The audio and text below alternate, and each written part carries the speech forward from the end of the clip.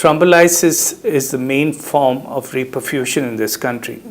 And if you look at data from the CREATE registry, which is a decade old, or from the newer Tamil Nadu STEMI project registry, almost 90 to 95% of patients who are thrombolyzed use streptokinase as the drug of choice.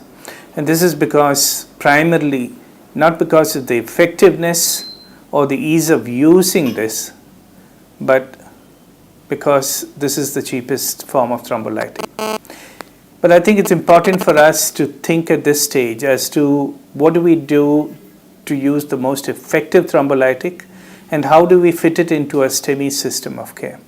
And if I look at the STEMI system of care, where we would look even at a pre-CCO thrombolytic strategy, then we need to migrate to the third generation lytics.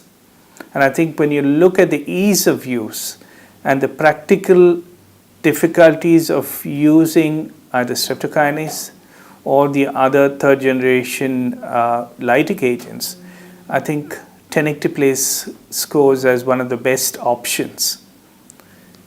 Now, if you look at tenecteplase, I think what are the advantages, especially when we look at delivering a drug like this in the pre-hospital or pre-CCU situation, or if you were to look at using a thrombolytic in a small peripheral hospital.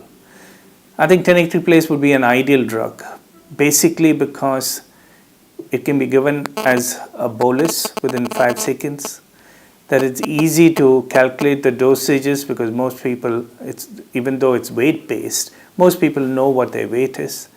And once you shoot the thrombolytic, it's easy to transport these patients to the appropriate hospital for a pharmacoinvasive strategy. So I think it's time that we moved on to a third generation thrombolytic, because this is the only effective way of delivering a lytic as quickly as possible, as safely as possible, and to get a lot of people who traditionally do not use thrombolytic because a drug like streptokinase has multiple side effects and it's hard to deliver this. I think if tenecteplase is available, then it'd be much easier to train and to get people in the periphery and in the smaller hospitals to thrombolyze the patient as soon as they arrive. And I think this is where I think we need to work towards, because if we have to get thrombolysis as early as possible, and we know that if you compare data today, the CAPTAIN trial, we do know that if we can give the thrombolytic very early, the results are comparable to that of primary PCI. That is, if we go through a pharmacoinvasive strategy. So I think from all aspects, I think we need to migrate to tenecteplase as the drug of choice for thrombolysis in this country.